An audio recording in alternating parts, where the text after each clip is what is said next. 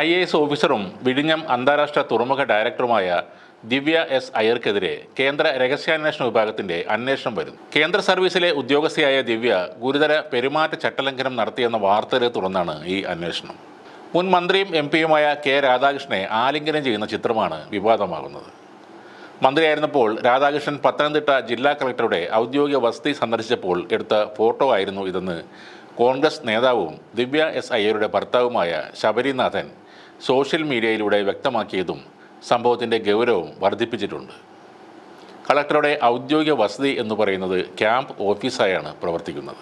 Indian civil service പരിശീലന കാലയളവിൽ തന്നെ പറയുന്നത് മന്ത്രിമാരുൾപ്പെടെ ഏത് ആളായാലും ഷെയ്ക്ക് ഹാൻഡ് മാത്രം നൽകുക, അല്ലാതെ മറ്റ് ഒരു തരത്തിലും ശരീരത്തിൽ സ്പർശിക്കാൻ പാടില്ല എന്നതാണ്.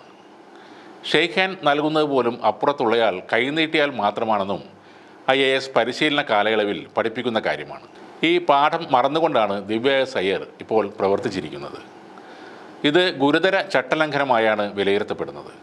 മന്ത്രിയെ കെട്ടിപ്പിടിക്കുന്ന ഫോട്ടോ എടുപ്പിക്കുക മാത്രമല്ല, അത് സോഷ്യൽ മീഡിയകളിലൂടെ പ്രചരിപ്പിച്ചതും അതിനെ മാധ്യമങ്ങളിലൂടെ പരസ്യമായി ന്യായീകരിച്ചതും മുതിർന്ന IAS ഉദ്യോഗസ്ഥരെ പോലും ഞെട്ടിച്ചിരുന്നു. മാധ്യമങ്ങൾക്ക് മുൻപിൽ പ്രതികരിക്കുന്നതിന് പോലും ഉന്നത ഉദ്യോഗസ്ഥരിൽ നിന്നും അനുമതി ആവശ്യമാണ്. അതും ലംഘിക്കപ്പെട്ടോ എന്ന കാര്യവും ഇനി പരിശോധിക്കപ്പെടും. ഇക്കാര്യങ്ങളിലെല്ലാം കേന്ദ്ര രഹസ്യാന്വേഷണ വിഭാഗം ദിവ്യ എസ് അയ്യർക്കെതിരെ റിപ്പോർട്ട് നൽകിയാൽ കേന്ദ്ര പേഴ്സണൽ മന്ത്രാലയം ദിവ്യക്കെതിരെ നടപടി സ്വീകരിക്കാൻ ആവശ്യപ്പെടാനുള്ള സാധ്യതയും ഏറെയാണ്. മന്ത്രി കെ രാധാകൃഷ്ണനെ കെട്ടിപ്പിടിക്കുന്ന ഫോട്ടോ പുറത്തുവിട്ടത് മാത്രമല്ല, സ്നേഹം പ്രകടിപ്പിക്കുന്നതിന് പ്രോട്ടോകോൾ ഉണ്ടാകില്ലെന്ന് പരസ്യമായി ദിവ്യ എസ് അയ്യർ ചാനലിലൂടെ പ്രതികരിച്ചതും അവർക്ക് തന്നെ വിനയായി മാറിയേക്കും. ഇക്കാര്യത്തിൽ കർശന നിലപാടാണ് കേന്ദ്ര സർക്കാർ പിന്തുടർന്നു വരുന്നത്.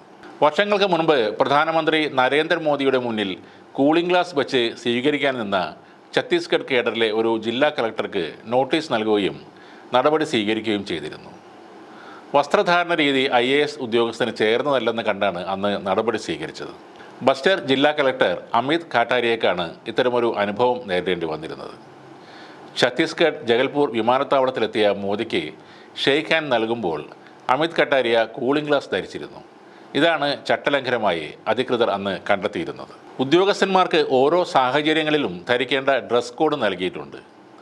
പ്രധാനമന്ത്രിയെ പോലുള്ള ഒരാൾ എത്തുമ്പോൾ കറുത്ത കൂളിംഗ് ഗ്ലാസ് വച്ചത് അംഗീകരിക്കാൻ സാധിക്കില്ലെന്നാണ് അഡ്മിനിസ്ട്രേഷൻ ഡിവിഷൻ സ്പെഷ്യൽ സെക്രട്ടറി അന്ന് വ്യക്തമായി പറഞ്ഞത്. IASകാർ ഉൾപ്പെടെയുള്ള കേന്ദ്ര സർവീസിലെ ഉദ്യോഗസ്ഥരുടെ പ്രവൃത്തികൾ നിരന്തരം കേന്ദ്ര ഏജൻസികൾ മോണിറ്റർ ചെയ്തു വരുന്നുണ്ട്. അവരുടെ റഡാറിലാണ് ഇപ്പോൾ വിവാദമായ ഈ ഫോട്ടോയും പെട്ടിരിക്കുന്നത്. വീട്ടിൽ വന്നപ്പോൾ ആലിംഗനം ചെയ്തത് സോഷ്യൽ മീഡിയയിലൂടെ പ്രസിദ്ധീകരിച്ചത് തന്നെയാണ് ദിവ്യയ്ക്കും ശബരിനാഥനും പറ്റിയ ഏറ്റവും വലിയ പിഴവ്. ഒരു ഭാഗത്തു നിന്നും ഉയരുന്ന ജാതിപരമായ പരാമർശങ്ങൾ കണ്ടില്ലെന്ന് വെച്ചാലും ഔദ്യോഗിക ജീവിതത്തിൽ സംഭവിച്ച തെറ്റായി തന്നെയാണ് ഇക്കാര്യം വിലയിരുത്തപ്പെടുന്നത്. കെ രാധാകൃഷ്ണനെ ഈ വിഷയത്തിൽ 1% പോലും കുറ്റപ്പെടുത്താൻ ആർക്കും കഴിയില്ല. ആലിംഗനം ചെയ്യാനും അത് ഫോട്ടോ എടുക്കാനും പിന്നീട് പ്രൊഫൈൽ ബൂസ്റ്റ് ചെയ്യാൻ വേണ്ടി സോഷ്യൽ മീഡിയയിൽ അത് പോസ്റ്റ് ചെയ്യാനും പോയത് അദ്ദേഹമല്ല എന്നത് തന്നെയാണ് കാരണം. കേരളം കണ്ട ഏറ്റവും സൗമ്യനും സാമൂഹ്യ ബോധവുമുള്ള മന്ത്രിയായിരുന്നു കെ രാധാകൃഷ്ണൻ. കേരളത്തിൽ കനലുകൾ എല്ലാം കെട്ടപ്പോഴും ഏക ഇടതുപക്ഷ MP ആയി അദ്ദേഹം പാർലമെൻറ്റിലേക്ക് ഇപ്പോൾ പോകുന്നതും അതുകൊണ്ട് തന്നെയാണ്.